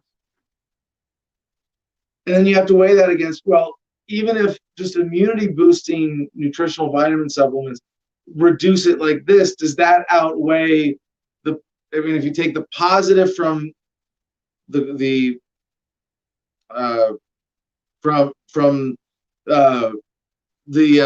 sorry, if you take all the positives in terms of less cases, less deaths, if you got a vaccine out to the entire population, and then you subtracted the side effects, then you'd say, well, this would be the positive effect of taking the vaccine versus nothing, versus like, you know, what a control would be. But then you have to estimate, well, what if instead we just did vitamins and said, like, look, we're going to make sure that everybody's healthy and working out and strong, and then, you know, we have a reduced cost of the health from that. You know, what a positive effect, is that the same? Could that be more if you actually subtract the cost and the negative side effects? And people who get really hurt from vaccine side effects, like, you know, this, you know, the anti-vaxxers aren't making shit up. It's not out of nowhere. There is a reason to be afraid here when you see this COVID vaccine being pushed the way that it is, even now. Associated Press, this was the top headline on Drudge Report today, and it has a quote from so back to the Associated Press story. Dr. Anthony Fauci, the government's top infectious disease expert, said the results suggesting 90% effectiveness are just extraordinary. Not very many people expected it would be as high as that. It's going to have a major impact on everything we do with respect to COVID. And one of the economic stories that we didn't get to about this is how much the stock market has rallied around this in general, as if getting back to normal. So CNBC, real quick, we're going to just touch on this. Dow rallies 1,100 points, its record, as Pfizer says COVID-19 vaccine is more than 90% effective. And one of the interesting things about the story isn't just that this vaccine is here, we're post-election, but even like last week, there was a pretty major surge in the stock market in general, just in terms of, well, we don't have to give money to bribe presidential campaigns and national parties anymore. We can get back to adjusting economically to the new COVID reality we've been given or created. And it was so this other dynamic was that the stocks of companies of recovery based on getting out. So here's the section, CJ, skipping ahead on the CNBC.com story. Reopening stocks jump, stay-at-home trade falters. So this is a pretty good sign that the cloud is going to be slowly lifting, but it's hard to say if this is a reflection of the people who are manipulating this policy, or just sucker investors who are going, oh, good news, this is coming to an end. I can buy stocks in Carnival Corp, the Carnival Cruise Line operator, which went up by 39%. Southwest Airlines up 22%. Walt Disney up 14%. Now, surprise, surprise, bank stocks also rallied. JP Morgan Chase, Bank of America, and Citigroup all rose more than 10%. Wells Fargo, the McDonald's and Walmart of the banking industry, up 13%. Now, the so-called stay-at-home trade, in contrast, suffered.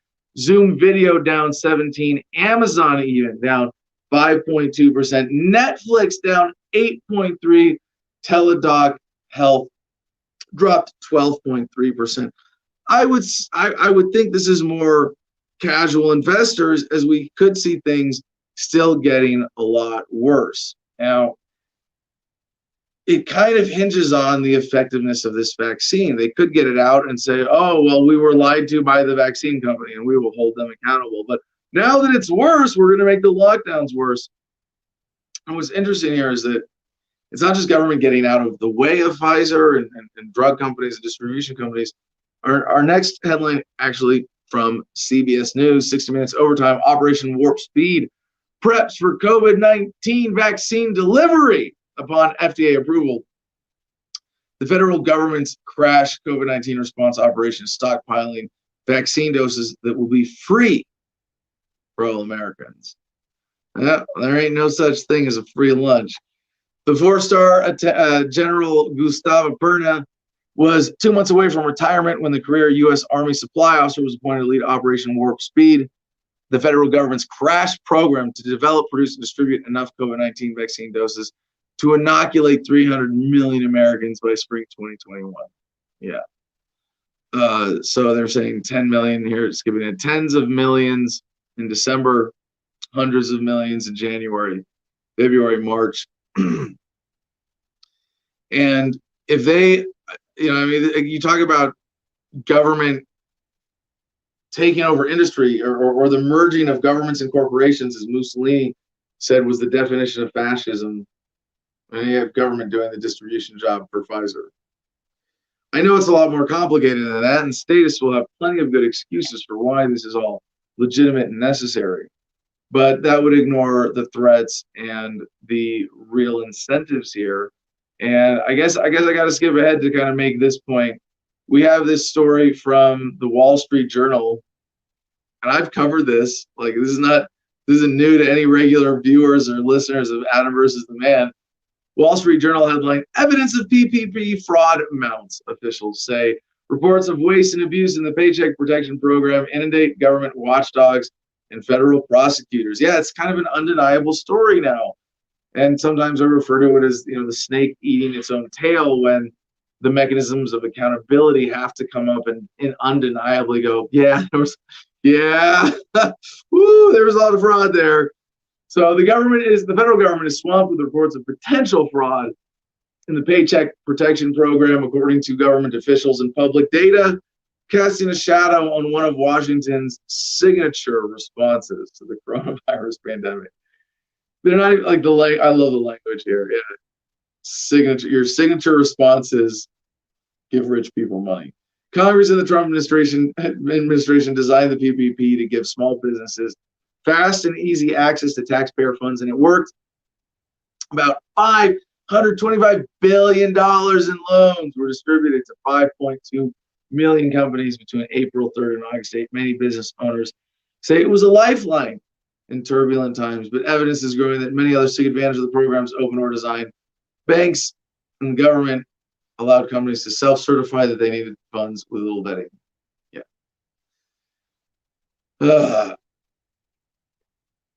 There were some other, flooded with fraudsters.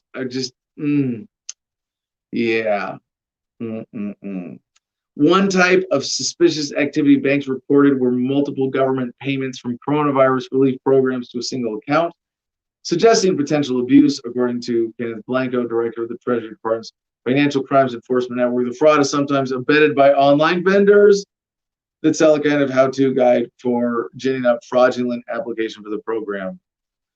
So, going back to what is the threat?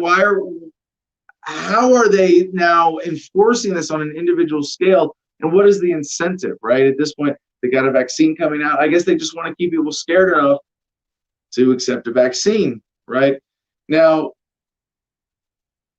we go to NBC, New York, New Jersey, new New Jersey restrictions coming Monday. New NJ, just sounds wrong saying it like that. New New Jersey restrictions coming, it sounds wrong like that too. New NJ restrictions coming Monday. Cuomo warns next 2 months could be among the worst yet. New York City's mayor for weeks has expressed mounting concern over the numbers. On Monday, he said, we're seeing household transmission. We're seeing community spread. We're seeing things we haven't seen in a long time. And we have to stop them. Yeah.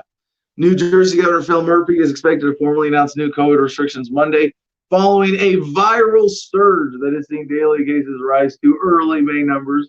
Hospitalizations tripled in 7 weeks. New York City's mayor for weeks has expressed mounting concern over the numbers. On Monday, he said, "We're seeing things we haven't seen in a long time, and we have to stop them." Governor Andrew Cuomo warned Monday that the next 2 months could be some of the worst the country has seen as cases continue to spiral. He told New Yorkers the numbers will continue to go up locally. Now, again, you have to question the numbers themselves in all of this. But the policy, at this point, I don't want to project or anthropomorphize a monolithic kind of government institution here.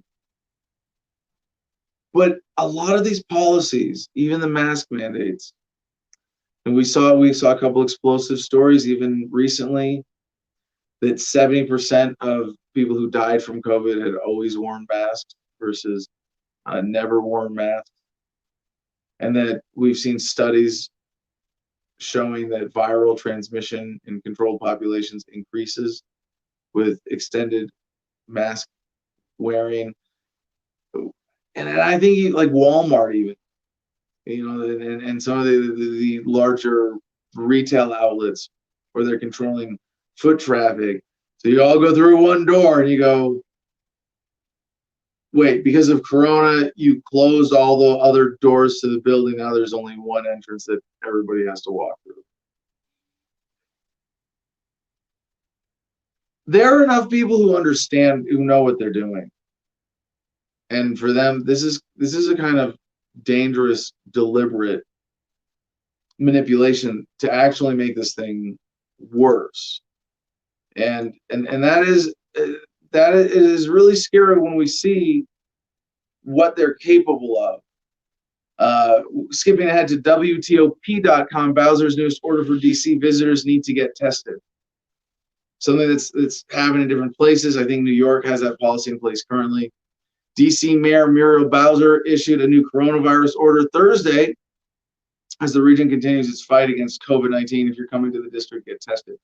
Under the new travel advisory, people who are visiting DC will need to get tested 72 hours before traveling to the district. And for people who are here longer than 3 days, we're asking them to get tested 3 to 5 days within their arrival to the district. Travel should be restricted as much as possible. And so like you see that there are, she's not saying we're mandating that you eat your spinach and asparagus and take your vitamins and go to bed early and brush your teeth and work out and stay healthy, because that's going to, no, stay home. Close gyms. Now, I know this might be getting to the extreme of things, but when I was out this weekend, actually, I unfortunately had to go into a bank at one point, and security guard said, "Yeah, we have a mask mandate here. Can you put on a mask, please?" And I did.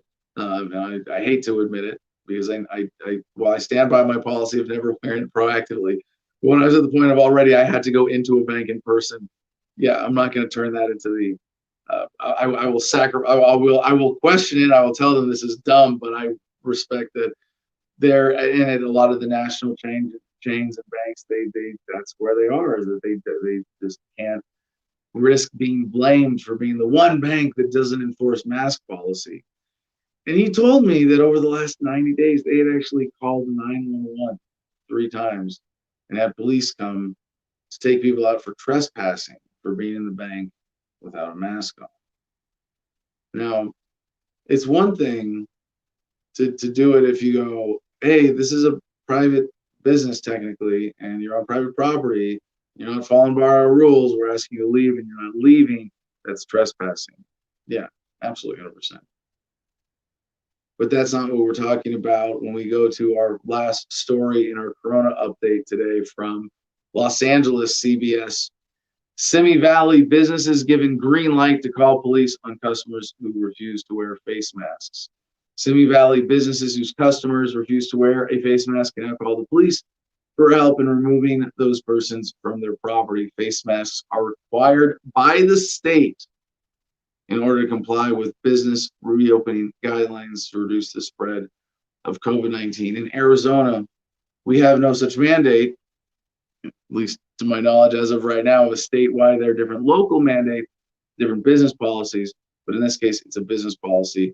I go to the Safeway right next door to this bank where nobody's unmasked, and at the Safeway, it's almost everybody. Or I'm sorry, it's about a third actually. Last time I was there, unmasked. Interesting shift. Also, I know I did have to go to a Walmart this weekend, and Walmart in Prescott, that would be Prescott for those not local, Prescott, Arizona. The Walmart, instead of me being like the only one, or me and Mercedes being the only ones not masked, it was about 10% of everybody. None of the employees to work, and a lot of the employees are like fake wearing it, with their nose out. And then for the customers, it was really up to about 20% not wearing masks. So the thing has shifted here, but in California, they are really whipping people into line. And if they can do this, forced vaccine or semi-mandated vaccine that you're going to have to file paperwork to get out of seems entirely reasonable given where this is going. All right, let's check back in with the audience. Those are my two. I mean, we have a few other critical headlines we're going to at least skim if we don't get to. I guess I just get this fun one out of the way because I mentioned it earlier. Consequence of sound.net. Yeah, entertainment news is where we're getting this. Kanye West concedes 2020 presidential election. The rapper turned presidential candidate ended his campaign early Wednesday morning. Well, yeah. The reason I think this is significant is that Kanye is signaling that he's not going to be part of contesting the results, although it's Kanye. It wouldn't ruin his credibility any further to go back and forth on one more thing. But he's not saying that it was, at least as far as I know, Kanye is not coming out and going, support Trump or support Biden. But the blame the libertarians game has already started. I was going to save that block for tomorrow. Jim, what do you got? Yo, what's going on? Okay, so I'm going to start with a Chris Mueller, who coming to us from Facebook says CNN called it, but the Congress is supposed to call it, but it's in the Supreme Court. It's awkward how the media is trying to call it before the Congress. Yeah, that's a typical feature of American politics, modern American politics over the last, few decades at least. And it's because and I'm not like I'm against this. I almost don't. I hate getting sidetracked in the mechanics and the process of this process that I don't endorse at all. That I just think we would be better off without entirely, obviously. But it does kind of make sense for the media to call it when they're looking ahead of it being made official through the electoral, the delegates of the Electoral College going and formally casting their votes in Congress, as that comment points out. And that if there are disputes in the meantime, the ultimate arbiter of them is the U.S. Supreme Court. And it's just, why does the process have to be this stupid and convoluted and anti-freedom in the first place? Well, I'll stop myself there because that's kind of what we do every day is explain that, right? Okay, here's another topic. Our friend Peter Yapel is weighing in. There's actually someone that responded to him too, so it's kind of a lengthy one. So here we go. He says, can we come to the conclusion that people are saying it seems so much calmer now that Biden was elected? To me, that shows which side the unrest come from.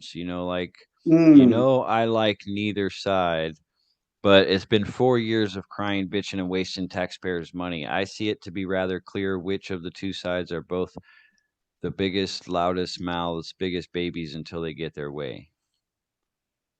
And the response to that was from Fina Benone.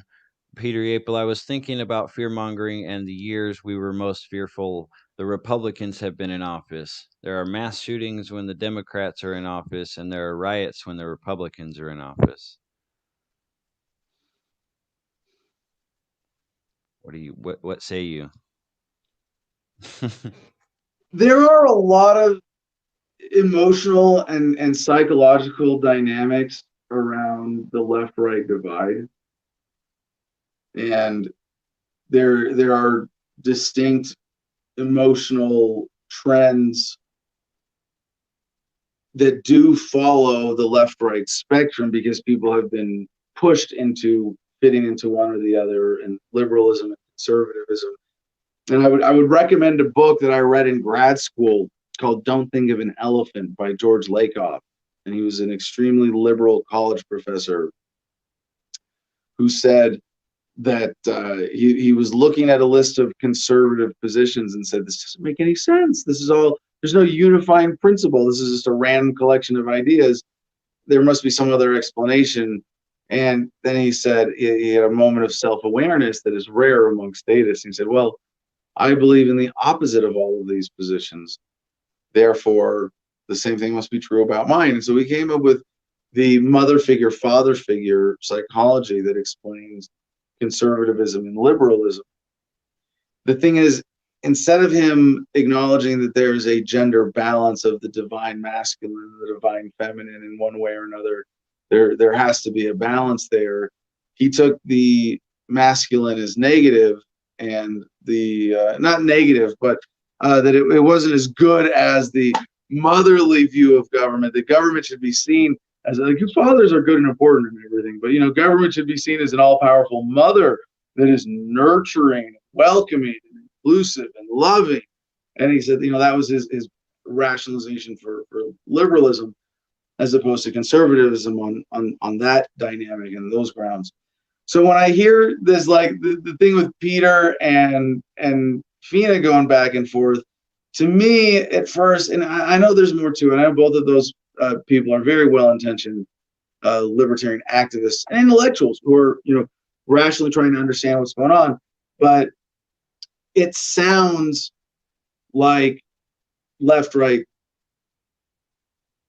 posturing or making an excuse. Oh well, so Republicans are the ones who are emotionally in control, and it's the liberals who are rioting, and now the Trump, and like, you think the people who have been corralled into the red pen versus the blue pen are significantly more virtuous on some really fundamental dynamic like that? There may be, and you can say, fairly that perhaps someone who is drawn to a conservative message that's more about self-reliance than, say, communal dependence is going to be more confident in themselves. And actually, there are various surveys and studies that bear out observations like that, or that because they were more inclined to use government for nurturing rather than just protection and self-reliance, that people who are corralled into the blue-colored pen are more compassionate fundamentally on some dynamic. But what it sounds like when you're trying to do it in the immediate short term, like, oh yeah, Trump supporters are more emotionally grounded than Biden supporters, I'm not going to step into that. Yeah, I wouldn't. I don't. Obviously, number one, there not enough time has gone by to really make that assessment. Like, did the riot stop? I mean, I still see live feeds of protests going on places. So, I mean, what I don't know really means really, I guess, by it calmed down. I guess I'm not one of those people that are saying that things have calmed down since Biden got announced or whatever we're calling it. Because Since I don't know, dude. Saturday, I don't. did Yeah, you I watch think. Biden's speech Saturday? Yeah. I Unfortunately, didn't. I did. Was it worth it, or did you just get dumber? Yeah, I got dumber. I had to go read some really deep intellectual stuff to gain a few of my intelligence points back. Oh man, yeah. When, like we were talking about A lot of before the show. undertones, in my opinion. There's a lot of undertones and a lot of messages that give me the opinion I have that I think that something's different this year. I think it's not just the same old, same old. That Biden's going to accelerate something or take us into World War III. Something. Who knows what, but it's going to get It's going to get worse. I think it's just going to get more obvious. Like I posted on Facebook recently, there's a famous quote by Frank Zappa, I'm sure you know of, basically saying the illusion of freedom will be maintained as long as it's profitable for the powers that be. As soon as it's no longer profitable for them, then the curtains will be removed, the chairs will be pulled back, and you will see the brick wall at the back of the theater. Like everything will be seen for what it actually truly is. And I think that's where we are right now. I think they're getting ready to pull the curtain back and say, we are your overlords, so stop fucking protesting, shut the fuck up, get in line for your bread. No, Jim, it's actually the opposite is what we're seeing right now with the Fingers crossed. legalization of drugs. Let's give them the illusion of freedom. Let's make that illusion really good. You had, hey, look, good little citizens. You had your referendas, and now drugs are quasi legal in the U.S. and the drug war is effectively over. Freedom is good. The system works. You have freedom. Go back to sleep. The illusion of freedom. I mean, not to say that that quote doesn't accurately describe the relationship between the illusion and the reality, but that point of when does it not become profitable? It's never not profitable to con people when you can. Yeah, well, yeah, okay. I guess it could be, to be more accurate, it should say more trouble than it's worth. You know, because worth could be not necessarily just financially. It could just be they're starting to have to employ cities worth of people to keep it under control. You know, who knows? I sort of agree with Zappa's premises on the quote, but I really do disagree with the general dynamic and interpretation, because I think it could just as well go the other way, where the illusion gets better and better and better until it becomes real as government gets weaker and weaker and weaker slowly. Right? Fingers crossed. If we have a smooth acceleration into the asymptote with no World War III to disrupt our course, perhaps. Yeah. Okay, so one more comment here, most recent one from Cole Stewart. He suggests Trump fired Secretary of Defense for not wanting to perform martial law on the protesters. Oh, so that happened. We missed this story. Okay, so he did. Wait, he did fire the defense. When is that story from? The Wall Street Journal. CJ pulled it up. Yeah, when? What's the date on it? Oh, I can't see it. I'm not sure. CJ would have to come on and explain. It's in the Producers Club, Adam. Okay. The Producers Club. There we go. Got it.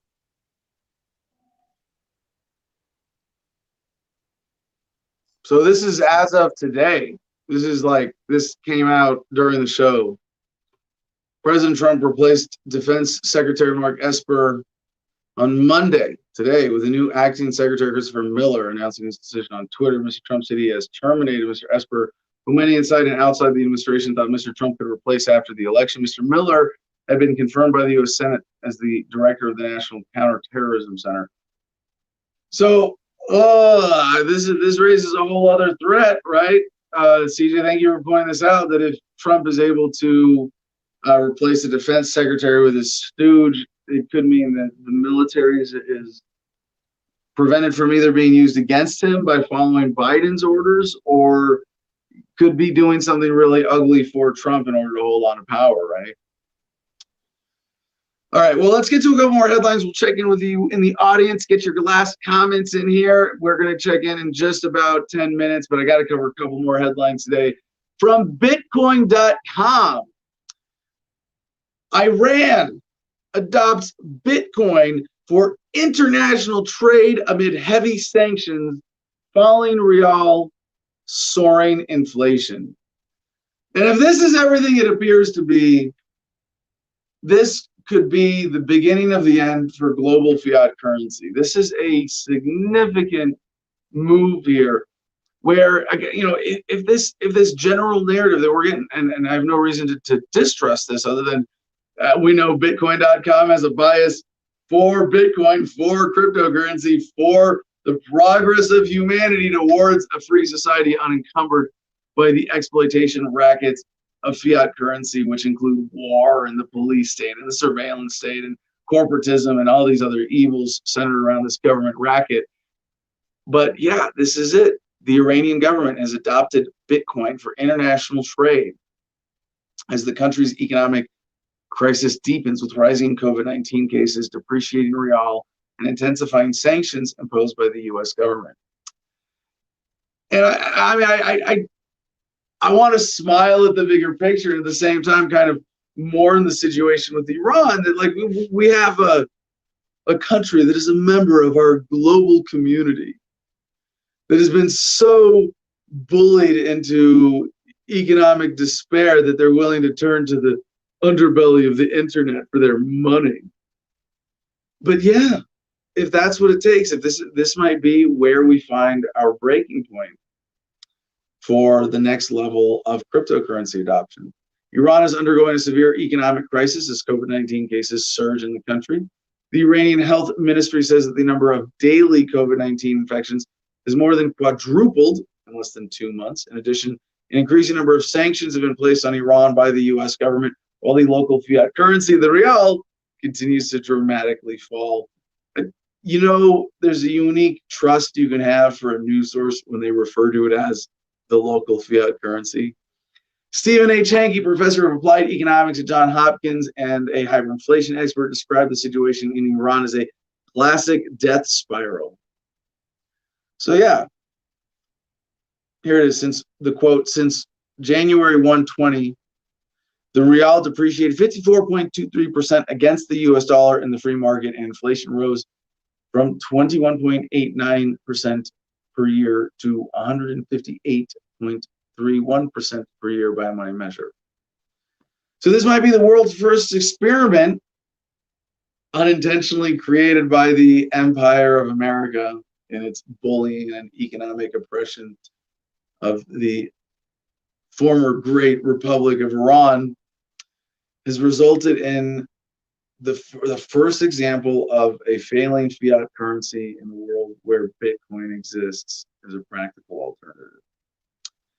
While Iran has long been pro-Bitcoin, having regulated the crypto industry since August 2019, not that long ago, the country made a major move last week to take cryptocurrency adoption to the next level. IRNA publication reported that the Iranian cabinet amended cryptocurrency legislation based on a joint proposal by the CBI and the Iranian Ministry of Energy to enable the central bank to use cryptocurrency to pay for imports. This could also help the central bank evade restrictions imposed by the U.S. government. While the government is still working out the details of how this will be done, the publication reported that licensed Bitcoin miners in the country will have to sell their coins directly to the central bank. Yeah. Again, if you can't appreciate the incremental positivity that this represents, because there are setbacks. There are like, hey, we created this coin that's going to liberate the world from, we created this new monetary system. It's going to free everybody from fiat currency all over the world. Well, at some point, if it's even remotely effective, government's going to steal it and take over, or try to take it over.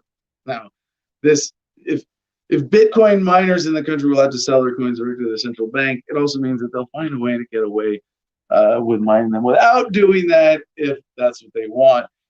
Obviously, a government that's experiencing an inflationary death spiral is going to be, sort of desperately lashing out for power and control and trying to manipulate this and keep itself going as long as it can to keep serving the primary purpose of government, to keep the super rich getting richer and the rest of us getting relatively poor. But what this represents is still a major step. But when I say try to steal or take over, yeah, this is a kind of like, and again, the government of Iran doesn't think they're taking over Bitcoin. They're just controlling it in their country. They understand, they understand. They have to understand that this is a fundamentally decentralized system, and that's what makes the revolution of Bitcoin and blockchain technology such a threat to the current system. So in Iran, they're taking over certain superficial mechanisms of the blockchain, or excuse me, the use of Bitcoin, not the blockchain itself, in Iran. Whereas in the United States, they haven't even managed to get that far. And the best they've done is steal millions and millions and millions of dollars of cryptocurrency from the Silk Road and in other confiscations. I'm excited about this. I know this comes with some steps backwards, but I'm going to be following the story. The last paragraph, and I want to thank the author of this, Kevin Helms with Bitcoin.com, again for getting this critical story out. Quote from the news outlet continued: based on the laws, cryptocurrencies legally mined in Iran will only be exchangeable when they're used to finance imports from other countries. The miners are supposed to supply the original cryptocurrency directly and within the authorized limit to the channels introduced by the CBI. The legal cap for the amount of cryptocurrency for each miner would be determined by the level of the subsidized energy used for mining and based on instructions published by the Ministry of Energy. Yeah, we'll see how well those are actually followed by the clever miners of Iran. Which reminds me, there's another story. I should have pulled up the graphic. Somebody texted me, a friend of mine texted me. There's a picture in, I think it was in somewhere in Pennsylvania, or where it says, "Don't forget to wear your mask. 'Tis the law." And it's got a picture of Benjamin Franklin wearing a mask. And I'm like, oh wow. They're invoking American founding fathers. And I say fathers here specifically, whereas I usually use founders, but they're invoking the American founding fathers to promote obedience to COVID-19 policy. Welcome to 2020. If you haven't been paying attention, this is not at all outside of the norm, but wow. We have another Bitcoin story today, at least to touch on one more from Bitcoin.com. John McAfee pumps crypto from prison, denies tax fraud and murder charges. We're definitely going to be staying on top of this story. John McAfee has shared many details about his life in Spanish prison and chances of extradition to the U.S. He additionally claims to have regained control of his ghost cryptocurrency project. Former U.S. presidential candidate and antivirus software tycoon John McAfee is in Spanish prison awaiting his extradition trial after he was arrested in Spain. McAfee has been tweeting regularly from prison. You want to know what prison is like? It's like a Motel 6 run by Hitler's SS. Elaborating, quote, "I am content in here. I have no friends. The food is good. All is well. Know that if I hang myself, a la Epstein, it will be no fault of mine. Prison is an adventure, to say the least." And I feel sorry for John, unless he's doing this all intentionally. And he's announcing from jail, "I have returned to controlling the ghost development. My feud with management has ended with the announcement that we will soon release a private stablecoin. Will mark a new era in transacting crypto business. Transaction fees will be shared amongst all ghost holders." So, ghost cryptocurrency. That's what he's new stablecoin. I just hope that if he's really going through this shit. I mean, John is a friend of mine, former running mate, someone I have immense respect for. And either he screwed up, or was careless or something. He's doing this jail time unintentionally, in which case, man, I'm really, sorry for him. I'm glad that he's able to stay in contact with the world. I don't think he's tweeting for himself. I wouldn't be surprised. Because I was able to post on Twitter from jail by phoning in to my producer and saying, "All right, tweet number 1," and read it to them. Like I written it out with pencil and paper in the jail. But there's a decent chance that this is all part of John's master plan, and now you know about ghost cryptocurrency. But he's been on the old side. I don't think he would be going to jail casually.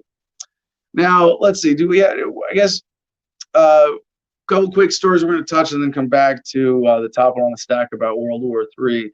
Wall Street Journal has this: automats make a comeback in COVID-19 pandemic. This is restaurateurs in Jersey City and New York City reboot a century-old vending machine idea to serve meals. So the picture here has got 3 kiosks on one side of a big sort of open lounge room, and a bunch of just cabinets on the other side that you just open, you pull out your meal, and that might be something making a comeback. Another financial vaccine COVID footnote from Wall Street Journal: drone startups aim to carve out role in delivery of potential COVID-19 vaccine. Their presence, however small, would be indicative of the company's ambition to reshape logistics. I'm actually just excited about these, revolutionary changes in transportation in the paradigm, and that like deliveries for COVID vaccines, if that's what excuse me, again, another silver lining aside from the positive germophobia to come out of COVID, the consciousness or the of what things can be done remotely versus in person. I'm not saying that we should live our lives remotely, but we should maximize the efficiency possibility of that. Zoom calls, working from home, things like that.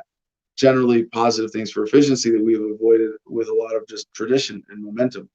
Speaking of which, another major shift here. Fastcompany.com has this headline: "What's better than a tiny house? A tiny house on wheels." More and more cities are legalizing backyard houses, but tiny mobile homes are even cheaper to build and buy, and their adoption could cause a massive increase in alternative housing options. Now, from my perspective, looking at this tiny house movement, there's so much to celebrate in beauty in this.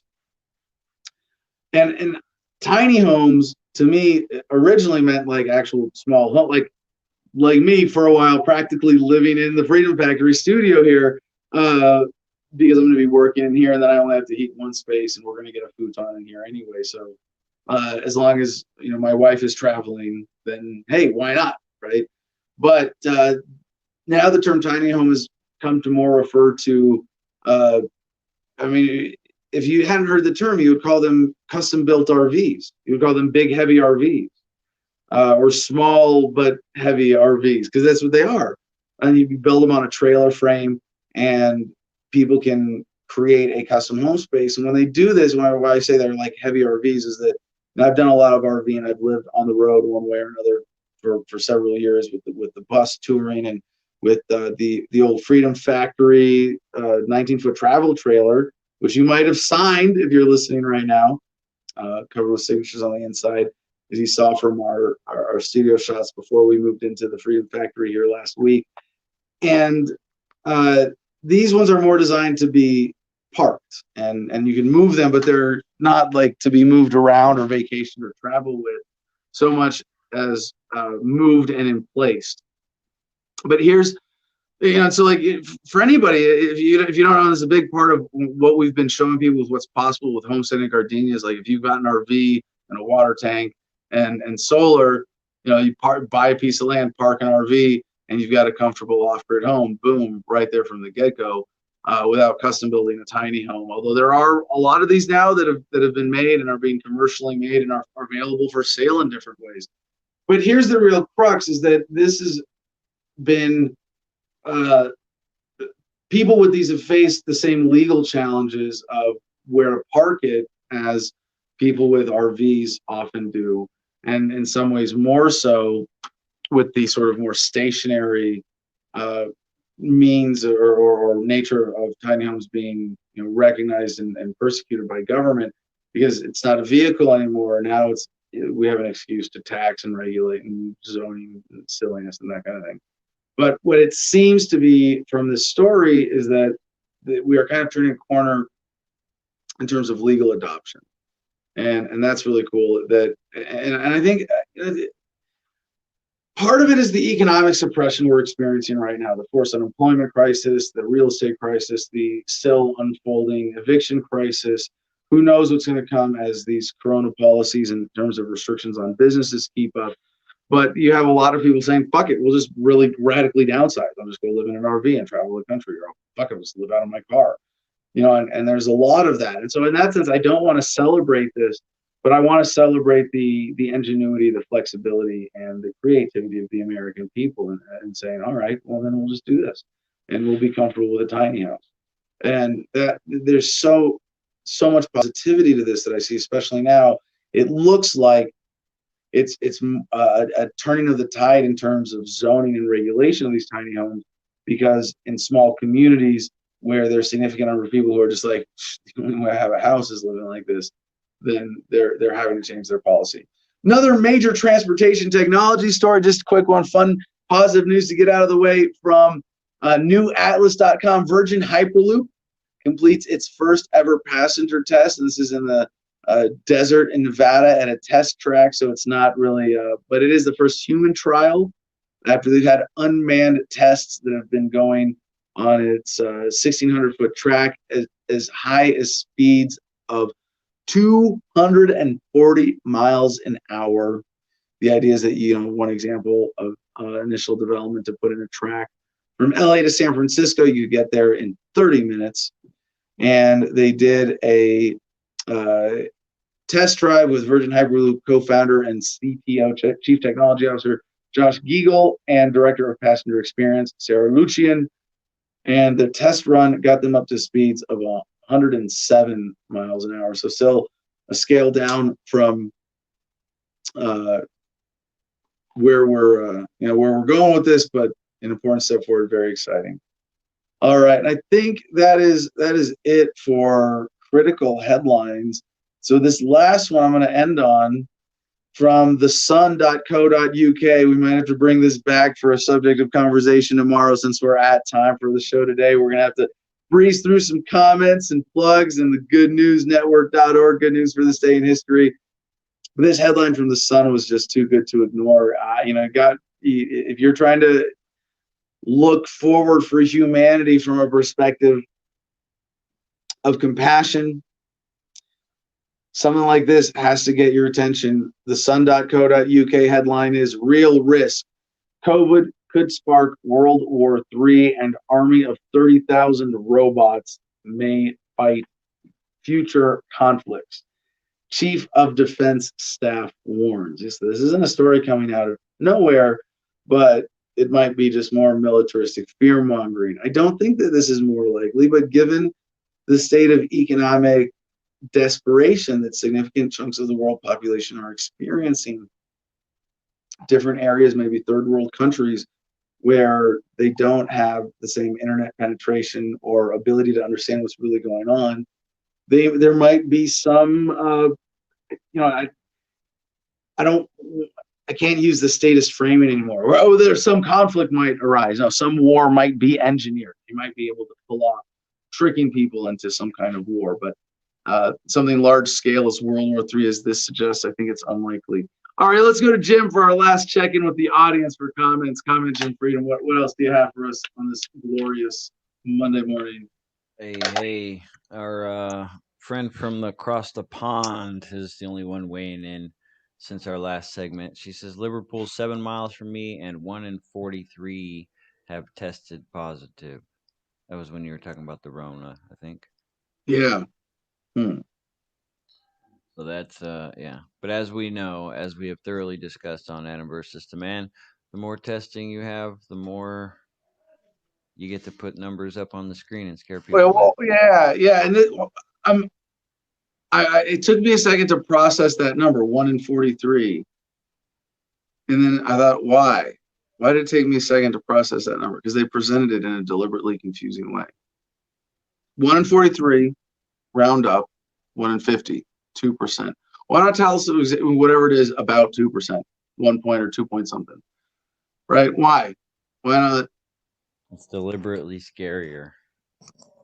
But it also catches, like, if they can present it in a way that sounds credible and precise, but takes you a second, it slows you down from questioning it because it has engaged you in just trying to wrap your head around. And if they can do that with, and I just got to point out, anybody putting out a statistic 1 in 43, fuck you. Give it to me in a percent, or I know you're trying to manipulate me. Yeah. When people try to pass that kind of propaganda on me, I just go over to Cigar Federation, get me a nice JSK nug. Check it out, everybody. All right. Let's do anything else. CigarFederation.com. Hopefully this Friday we will have a Cigars and Sunsets promo code ADAM10, all caps, gets you 10% off. Check out the JSK nugs, especially CBD infused cigars. Those are a treat. I'm going to be having one tonight regardless. And I just to celebrate the new studio here. Maybe we'll get some more furniture in here today. We shall see.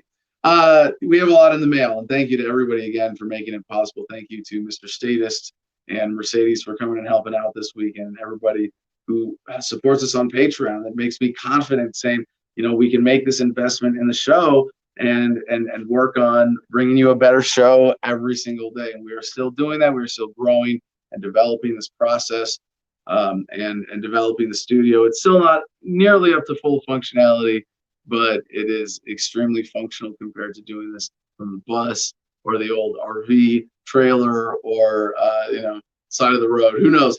But yeah, we are developing the studios here. If you want to help out, let me know. Send me an email, adam@thefreedomline.com. Of course, you can also support us by going to the website and checking out the store that CJ's got there. If you don't want to give us $10 a month on Patreon, that's really where it's at to become a sustaining supporter of this. And if you're a patron there, you can get at least at one of our levels that CJ has set. But certainly if you're a Producers Club member, even if you won your membership in the Producers Club, we'll have a contest for you tomorrow. You win a membership. You get 15% off and free shipping on anything from the Adam versus the Man store. So finally, makethemdebate.com. Check that out. And now for the good news in history, goodnewsnetwork.org. Good news in history on this day, November 9th. It was on this day in history 30 years ago. A new democratic constitution was issued in Nepal.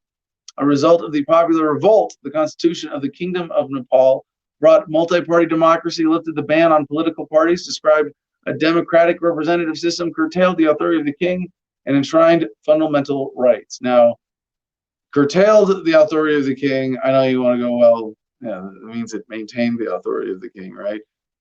Still, I think a major step forward for the people of Nepal. On this day, in 1921, Albert Einstein was awarded the Nobel Prize in Physics for photoelectric work.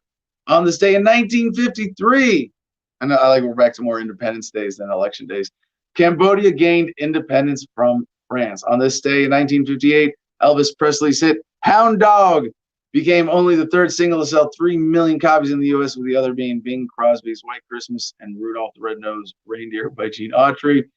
And 50 years ago today, Simon and Garfunkel recorded what would become their signature tune, Bridge Over Troubled Water, with Art joining on vocals at Paul's insistence. Mozilla, and that was this day in 1969. And now the browser that we're using right now, Mozilla Firefox 1.0 was released, the fastest, safest browser on the internet at that time on this day in 2004. And well, I gotta give this one last shout out from the good news to, I don't know, one of my good friends' spirit animal. That is John Lennon. And on this day in 1967, the first issue of Rolling Stone magazine was published in San Francisco, featuring a photo of John Lennon on the cover, dressed in army fatigues. Satirically, of course. With that being said, mwah, peace and love, y'all. Choose happiness and be excellent to each other.